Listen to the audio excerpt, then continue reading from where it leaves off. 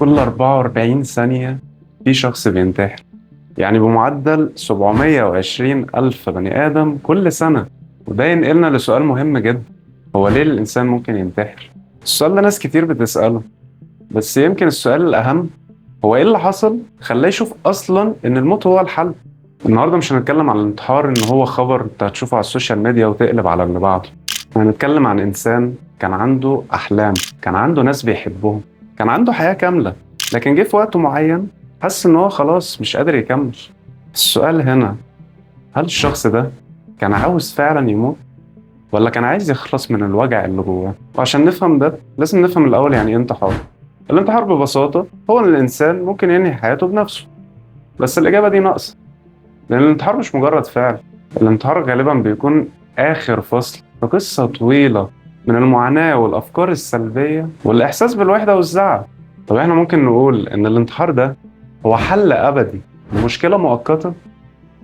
أكيد.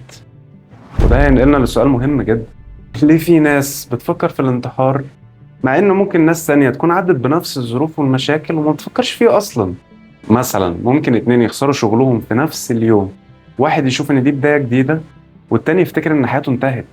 ممكن اتنين يعدوا بأزمة نفسية، واحد يطلب المساعدة والتاني يقفل على نفسه مع أفكاره. الموضوع مش ضعف وقوة، الموضوع أعد من كده بكتير. في اكتئاب، في صدمات نفسية، في إحساس بالرفض إن أنت محدش قبلك، في إحساس إن محدش فاهمك. وللأسف في ناس كتيرة لما طلبت المساعدة دي ما لقيتهاش، ولا من صحاب ولا من أهل ولا من أي حد. وهنا لازم نقف عند نقطة مهمة جدا في ناس كتيرة مش فاهمينها: في فرق كبير بين ان انا ابقى زعلان وان انا ابقى بعدي بازمه نفسيه. ماشي، كلنا بنزعل، كلنا بنتكسر، كلنا بنفشل.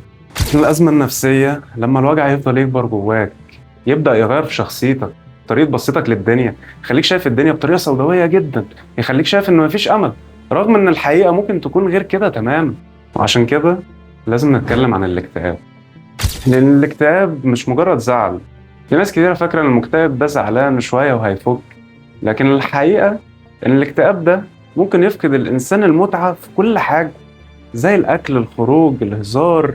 ممكن يفقد المتعة في الحياة نفسها. لكن السؤال اللي محدش بيسأله: إيه اللي وصلنا للمرحلة دي أصلا؟ خلينا نبدأ بالسوشيال ميديا، المكان اللي المفروض قرب الناس من بعض أكتر، بس في نفس الوقت خلاهم يحسوا إن هم أقل من ناس تانية بكتير. كل يوم تشوف حد نجح، حد سافر، حد جاب عربية، حد بيتمرن وجسمه حلو، حد حياته مثالية ولا غلط، فتبدأ تقارن وتقارن وتقارن لحد ما تكره حياتك. لكن في الحقيقة انت بتقارن حياتك بشوية استوريات وكام صورة بتبقى متنقية كويس عشان تنزل. لأن خليك فاكر إن مفيش حد بيشير الوحش على السوشيال ميديا، هو كله بيشير الحلو، هو كله عايز يطلع إن هو يكون بيرفكت. وصدقني في ناس تانية بيبقى شغلها أصلا على السوشيال ميديا. يعني أنت ما ينفعش تروح تبص مثلا على واحد موديل ايا كان بقى، واحد او واحده، تبص تشوف ان هو مثلا لبسه حلو او ان هو بيصور صور حلوه جدا او بتاع. طب يا حبيبي، هو ده شغله، هو ده اصلا شغله. انت ما ينفعش تقارن حياتك ان انت كانسان عادي ان انا لازم كل يوم اكون مثلا طقم جديد، صوره جديده، مش عارف اروح فين بتاع. ما ينفعش تقارن بين واحد مثلا انفلونسر او بلوجر او ايا كان ان هو مثلا النهارده في تركيا، راح المانيا بتاع. انت مش لازم تسافر كل يوم، يعني ده مش طبيعي. البنات اللي عايزه تطلع بيرفكت، البنت اللي تمسك الفيس اب وتقعد تصغر وشها مش عارف كده وكده الحاجات دي. يا جماعه حبوا نفسكم، انت مش لازم تبقى بيرفكت، لان بجد المثاليه دي وهم. ده اللي بيسموه اكتئاب السوشيال ميديا، انك تفضل حاسس انك متاخر، حاسس انك اقل، حاسس انك مش كفايه. وده يودينا لنقطه مهمه جدا، هي ادعاء المثاليه. الناس هتبتدي تقنعك انك لازم تكون ناجح طول الوقت، فرحان على طول، بتنتج على طول، ما ينفعش تفشل، ما ينفعش تضعف. مع ان الحقيقة ان كل الناس بتغلط، كل الناس ليها لحظات ضعف.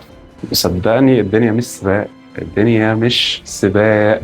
انت مش لازم تكون اغنى واحد، مش لازم تكون اكتر واحد معروف، مش لازم تكون انجح واحد في سن معين. صدقني كل واحد ليه طريقة مختلفة، كل واحد ليه اسلوب مختلف، كل واحد ليه وقت مختلف. مش معنى ان حد سبقك في حاجة ان انت فشلت. ساعات أكبر السبب للزعل هو إنك تقيس حياتك بمسطرة حد تاني. عشان كده لازم تفهم نفسك، تحب نفسك. صدقني قيمة الإنسان مش مربوطة بشغله ولا بفلوسه ولا بعنده فولورز قد إيه. صدقني لو ربطت قيمتك بالحاجات دي هتنهار كل ما تخسر حاجة فيهم.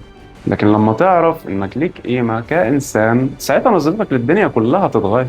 الحقيقة ان الدنيا كلها ممكن تتغير في لحظة، لحظة واحدة، مكالمة واحدة، شخص واحد يفهمك، او حتى قرار واحد تاخده ممكن يغير حياتك كلها.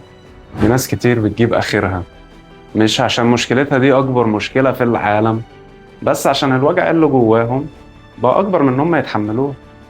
وهنا بتيجي الصدمة النفسية. الصدمة دي تجربة كلها وجع وخوف، بتسيب اثر كبير جوه الانسان. ممكن تكون بسبب موت حد قريب منك فجأة، أو بسبب خيانة حد أنت كنت بتثق فيه جدا، أو بسبب حادثة صعبة حصلت، أو حتى فترة طويلة من الضغوط والمشاكل. وصدقني مش الناس كلها بتتعافى من الصدمات. في ناس ممكن تعدي بموقف صعب جدا بس تلاقيه فترة معينة وعرف يكمل حياته عادي جدا. وفي ناس ثانية تعدي بموقف معين وممكن تأثر فيه لسنين، يفضل الموقف معلم معاه سنين كتيرة جدا. وده مش معناه ضعف، ده معناه إنه إنسان وعنده مشاعر.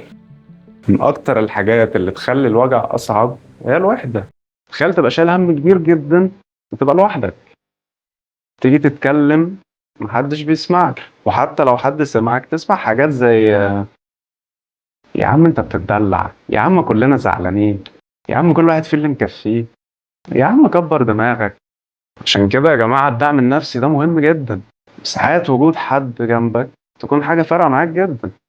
حد يكون حاسس بيك، مش لازم يديك حلول، بس يحسسك ان هو موجود، يقول لك انا جنبك، انا موجود فعلا. هنا نسأل سؤال مهم جدا: هو انا لازم يكون عندي سبب عشان اعيش؟ في ناس كتير بتدور على معنى للحياة. في ناس بتدور عليه في نجاح، في تحقيق احلامهم، في ناس بتدور عليه في الحب، في ناس بتدور عليه في الدين. في ناس تبقى شايفة انه عادي ان هو يومها بس يعدي النهارده ده كفايه. في ناس تانية شايفة انه لازم يهتم بنفسها. في ناس بتبقى شايفة ان هي تدي نفسها فرصة لبكره. بس صدقني مفيش قانون ثابت يعرفك معنى للحياة، كل واحد بيدور عليها بطريقته. أوقات الاكتئاب بيخلي الإنسان شايف بكرة نسخة من النهاردة، مع إن ده غير الحقيقة تماما، لأن أنت متعرفش بكرة هيحصل إيه. محدش كان يعرف إن في فرصة جديدة ممكن تيجي، ولا إن حد جديد ممكن يدخل حياتك، ولا إن حلم قديم ممكن يتحقق، ولا إن حتى نظرتك للدنيا كلها ممكن تتغير. عشان كده لازم تعرف نفسك، إيه اللي بيزعلك، إيه اللي بيفرحك، إيه نقطة ضعفك، إيه نقطة قوتك، إيه احتياجاتك النفسية. لأن صدقني الإنسان اللي عارف نفسه كويس هو أكتر حد يعرف يواجه مشاكله. حب النفس مش معناه غرور ونرجسية، معناه إنك تكون رحيم مع نفسك، تسامح نفسك زي ما هتعمل مع أي حد أنت بتحبه. لو واحد صاحبك وقع في مشكلة، مش هتروح تقعد تجلد فيه وتشتمه، مع إنك ممكن تعمل كده مع نفسك.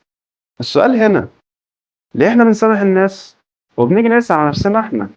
تقسى على نفسك ليه يالا؟ لو أنت فعلا بتعدي فترة صعبة بتفكر فيها إنك تنهي حياتك، أحب أقول لك إن طلب المساعدة ده مش ضعف، وساعات بيبقى من أقوى القرارات اللي أنت ممكن تاخدها في حياتك. لأن في ناس كتيرة ما بتعرفش تاخد قرار زي ده.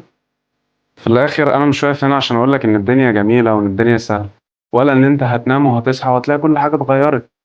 لا، الدنيا صعبة، ولازم هتخسر، ولازم هتفشل، وهيجيلك وقت هتحس إنك خلاص مش قادر أكمل. بس في الوقت ده أنت لازم تفتكر حاجة مهمة جدا: كم مرة حسيت إن في موقف صعب ومستحيل إن هو يعدي وعدى؟ كم مرة حسيت إن الوجع ده مستحيل إن هو يروح وراح؟ كم مرة تخيلت أوحش السيناريوهات وما حصلتش؟ ساعات الزعل بيتحكم في عقلك ويخليك شايف إن مفيش أمل، يخليك شايف الدنيا من زاوية واحدة بس، مع إن الدنيا أوسع وأكبر من كده بكتير.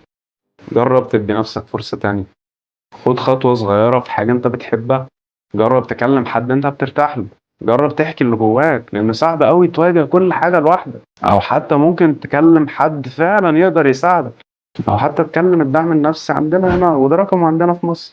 صدقني وجودك ليه قيمة، حتى لو أنت مش شايفها دلوقتي. المثالية دي وهم كبير جدا في ناس عايشة فيه. قيمتك مش مرتبطة بشغلك ولا بفلوسك، قيمتك مرتبطة إنك إنسان بيغلط وبيتعلم وبيقع وبيقف تاني.